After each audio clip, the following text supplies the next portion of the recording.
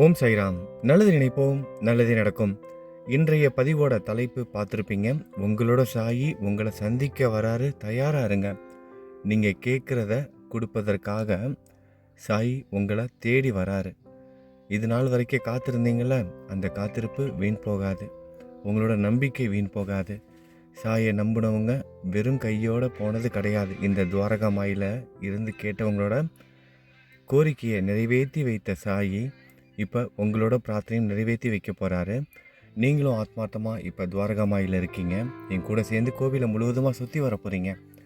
இந்த துவாரகா மாயில் பக்தர்களோட பிரார்த்தனைகள் எவ்வளவோ நிறைவேறி இருக்கு, இன்னமும் நிறைவேறிட்டு இருக்கு. கோவிலுக்கு நேரடியாக வந்தவங்கள்லேருந்து நேரடியாக வர முடியாமல் பாபாவை மனசில் நினச்சதுனாலேயே அவங்களோட வாழ்க்கையில் எவ்வளவோ அற்புதங்கள் நிகழ்ந்திருக்கு. அதற்கு நம்மளோட வாழ்க்கையும் மிகப்பெரிய ஒரு சாட்சி. உண்மைதானே? உங்களோட வாழ்க்கையிலையும் பாபாவை மனசில் நினச்சதுக்கப்புறம் மாற்றங்கள் உருவாகி இருக்கு தானே? மிகப்பெரிய கஷ்டத்தில் இருந்தெல்லாம் நம்மளை பாதுகாத்துருக்கார்ல, அதே மாதிரி தான் மீண்டும் நடக்கும், எப்போதுமே நடக்கும்.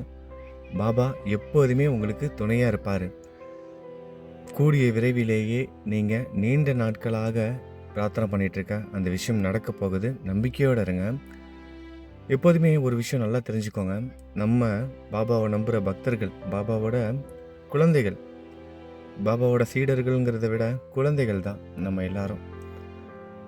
ஒரு தாய் ஒரு தந்தை தன்னோட குழந்தை எப்படி இருக்கணும்னு நினப்பாங்களோ அதே மாதிரி தான் நம்மளோட குருவான நம்மளோட சாயியும் அப்படி தான் நினைக்கிறாரு. அதான் விரும்புகிறாரும் கூட. நம்ம எந்த ஒரு காரணத்திற்காகவும் பயப்படக்கூடாது, நம்பிக்கையை இழக்கக்கூடாது, தைரியமாக இருக்கணும். அதே நேரத்தில் கொஞ்சம் கூட மனசில் விரோதங்களோடையும் காழ்ப்புணர்ச்சியோடையும் நம்ம நடந்துக்கவே கூடாது. நம்ம பார்த்துருப்போம், ஏன் நம்ம கூடவே கூட இருப்பாங்க, உங்கள் கூட இருப்பாங்க இந்த மாதிரியான ஆட்கள்.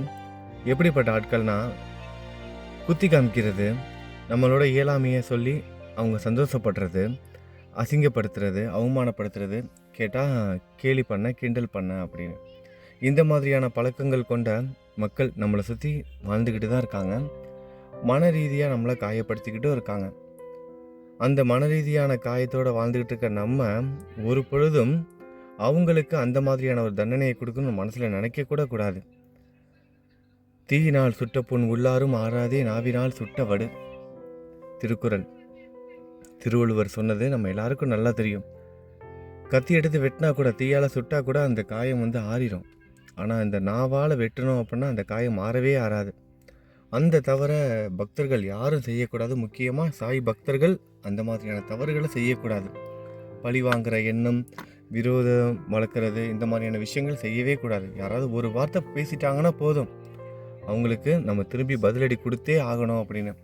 உங்களோட மௌனம்தான் மிகப்பெரிய ஒரு பதிலடியே. அதை நல்லா மனசில் வச்சுக்கோங்க. அமைதியாக இருங்க, பதில் பேசாதீங்க. உங்களோட முன்னேற்றமும் உங்களோட வளர்ச்சியுமே அதுக்கு பதில் சொல்லும். தவறான விஷயத்துக்கு நீங்கள் பதில் கொடுத்தீங்கன்னா அந்த தவறான விஷயங்கள் உண்மை அப்படிங்கிறது நீங்களே ஊர்ஜிதப்படுத்துகிற மாதிரி ஆயிரும். அதனால் தவறான விஷயங்களுக்கு எப்பொழுதுமே பதில் கொடுக்காதீங்க, அமைதியாக இருந்துருங்க. இந்த கால சக்கரத்தினால பதில் கிடைக்கும். உங்களோட வளர்ச்சி, உங்களோட உண்மை வெளியே வரும் என்னைக்காவது ஒரு நாள். அன்றைக்கி அவங்க அதை புரிஞ்சுக்குவாங்க. அன்றைக்கி அவங்க வெட்கப்படுவாங்க. அவங்கள வெட்கப்பட வைக்கணுங்கிறது நம்மளோட எண்ணமாக இருக்கக்கூடாது. நம்ம தலை நிமிர்ந்து நிற்கணும். அதை பற்றி தான் நம்மளோட எண்ணங்கள் இருக்கணும். அவங்களுக்கு சமமாக நம்ம போயிடக்கூடாது. எப்பயுமே பக்தர்கள் எப்போதும் இந்த ஆணவத்தோடையும் இருக்கக்கூடாது, தாழ்ந்து போகவும் கூடாது. யாராக இருந்தாலும் அவங்களோட நிலைக்கு நம்ம போய் அவங்களுக்கு நம்ம அந்த ஒரு கம்ஃபர்டபுள் கொடுக்கணும். ஒரு உயர்ந்த பதவியில் ஒருத்தவங்க இருப்பாங்க. அவங்க பார்த்தா நேற்று வரைக்கும் சாதாரணமான ஆளாக இருந்திருப்பாங்க, இன்றைக்கி உயர்ந்த பதவிக்கு போயிருப்பாங்க. யாராவது பார்க்க வந்திருப்பாங்க. பார்க்க வந்திருக்கவங்கள்ட்ட ஒன்றும் வேலை இருந்திருக்காது, சும்மா தான் இருந்திருப்பார். அவங்களோட அந்த அசிஸ்டண்ட் சொல்லுவார், பிஏ சொல்லுவார், உங்களை பார்க்க இவங்க வந்திருக்காங்கன்னு, ஒரு 10 நிமிஷம் கழித்து வர சொல்லுங்கள் அப்படின்னு சொல்லி அனுப்புவார். அந்த பிஏவும் போய் சொல்லுவார் வந்திருக்க நபர்கிட்ட, ஒரு 10 நிமிஷம் கழித்து உங்களை கூப்பிடுவார் அப்படின்னு. 10 நிமிஷம் கழித்து அதே மாதிரி கூப்பிடுவாங்க. இவரும் உள்ளுக்குள்ளே போவார். உள்ளுக்குள்ளே போனவுடனே அந்த அதிகாரி என்ன பண்ணுவார், சொல்லுங்கள் வந்த விஷயம் என்ன அப்படின்னு கேட்பார். ஏதோ ரொம்ப பிஸியாக இருக்கிற மாதிரி.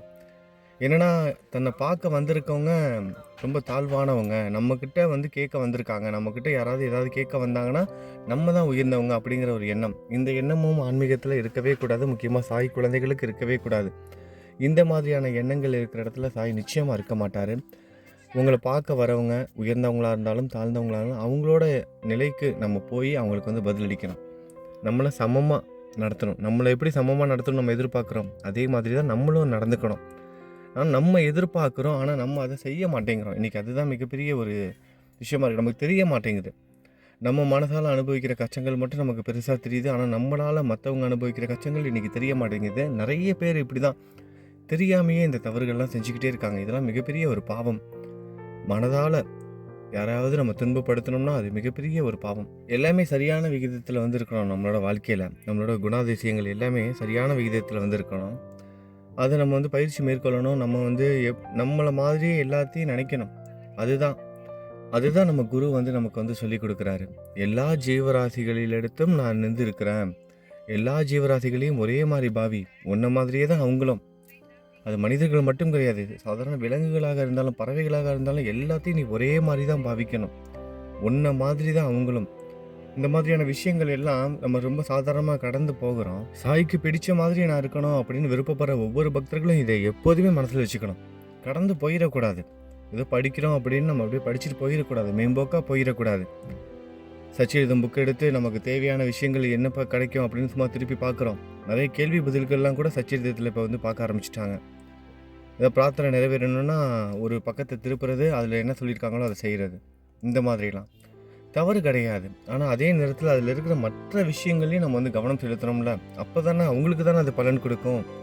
அதை முழுவதுமாக யார் அதை வாழ்க்கையில் நடைமுறைப்படுத்துகிறாங்களோ அவங்களோட வாழ்க்கையில் தான் செயல்படும். சும்மா எதுவுமே இல்லாமல் ஒரு புத்தகத்தை ஒரு பக்கத்தை திருப்பி அதில் சொல்லியிருக்கிறத நான் செஞ்சேன், எனக்கு நடந்துச்சு நடக்கலை அப்படி சொல்கிறதுல என்ன இருக்குது? 2 முறை நடக்கும், 2 முறை நடக்காது. உங்களுக்கு புரியும்னு நினைக்கிறேன் நான் என்ன சொல்ல வரேன்னு.